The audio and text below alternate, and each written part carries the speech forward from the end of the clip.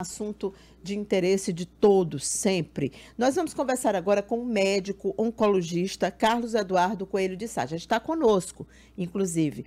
E o doutor Carlos Eduardo vai conversar com a gente sobre a ausência dos pacientes no ano de 2020. Pessoas que ou já tinham diagnóstico de câncer, seja ele qual for o tipo de câncer, ou que não fizeram os acompanhamentos e que agora estão voltando às clínicas, aos consultórios, e muitas vezes, eu vou pedir para o doutor Carlos Eduardo nos confirmar se isso também está acontecendo com a especialidade dele, mas muitos outros médicos relatando que pacientes chegam num estado mais grave, exatamente pela ausência desse acompanhamento médico. Bom dia, doutor. Bom dia, Cíntia. Primeiro eu queria agradecer o convite e realmente é uma coisa bem preocupante para a gente, sabe, Cíntia? Percebemos que tem ou um atraso no diagnóstico, né? Aquelas pessoas, por exemplo, a mulher que tinha um nódulo de mama há um bom tempo, que já deveria ter pesquisado, mas assim, por medo da pandemia, deixou de procurar ajuda médica. Então, com isso, quando nós temos o diagnóstico fechado, acaba sendo uma doença um pouco mais avançada, né? E também acontece daqueles pacientes que já têm o diagnóstico de câncer, eles, por medo, eles às vezes deixam de acompanhar com a gente nas consultas, alguns faltam ou atrasam a quimioterapia, então é um caso bem preocupante mesmo. Uhum. E nesse caso, claro, a orientação é o mais rápido possível, realmente se procurar para essa consulta, né, doutor? O que pode impactar, né, na vida de um paciente um ano inteiro sem fazer um acompanhamento? Ó, sabemos que quanto mais precoce o diagnóstico do câncer, maior as chances de cura. Então, ele passar um ano sem fazer seus exames regulares, você pode partir de uma doença localizada, com chance de cura, para uma doença avançada ou metastática. Então, Quais são os casos, doutor, que o senhor tem acompanhado? Digo, que tipo de cânceres que tem mais chegado até o senhor nessa situação, né? A situação de que houve uma demora e de que, por conta disso, a situação ficou mais grave.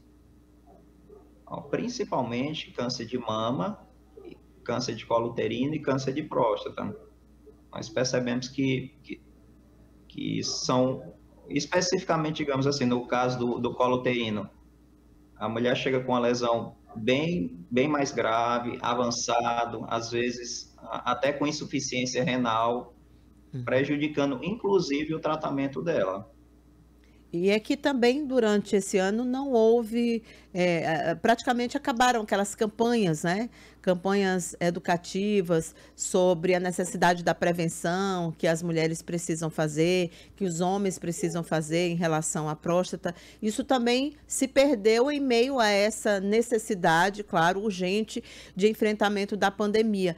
E o senhor teria se existem estatísticas no país, seja aqui no estado, sobre redução da realização desses exames? Então, o que a gente vê que tem uma redução na prática mesmo, né? No nosso dia do Certo. consultório, nós percebemos uma redução no número de mulheres que fazem mamografia, no número de diagnósticos de câncer de mama, de câncer de colo uterino, de câncer de próstata. Então, nós percebemos assim que o movimento, realmente no consultório, ele reduziu bastante na questão da pandemia. E até naquela época que você percebe que os casos, eles aumentaram um pouco, também diminui o número de pacientes. Eles ficam com medo de, por exemplo, na unidade básica, fazer uma mamografia, ou ir procurar algum outro médico, que acaba atrasando. Entendi. Tá certo então, doutor.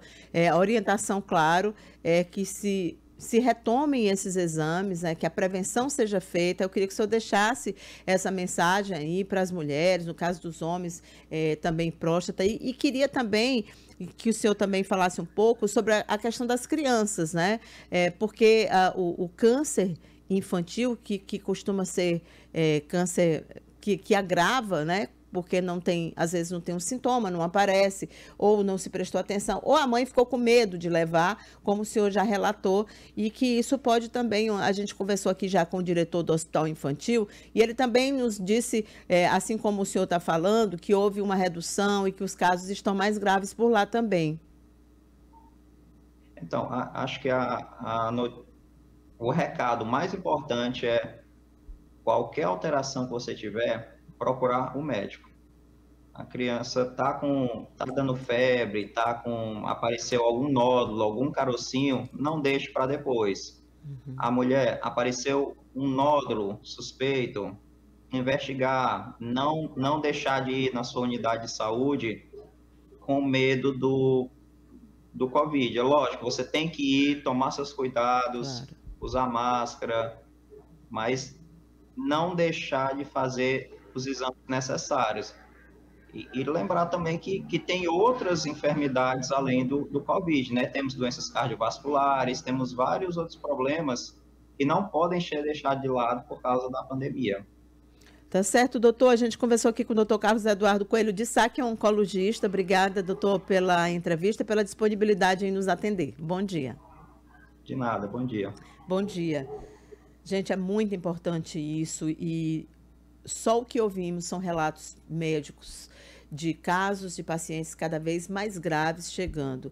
Inclusive, eu já falei isso aqui no dia da entrevista do doutor Vinícius, do Hospital Infantil, os médicos chamam de a última onda de Covid-19 e há previsões de aumento considerável dos casos de câncer e de mortes por câncer, em decorrência do abandono do tratamento, do não diagnóstico precoce, que poderia ser feito com exames simples, como a prevenção, de acordo com o que relatou aí o doutor Carlos Eduardo.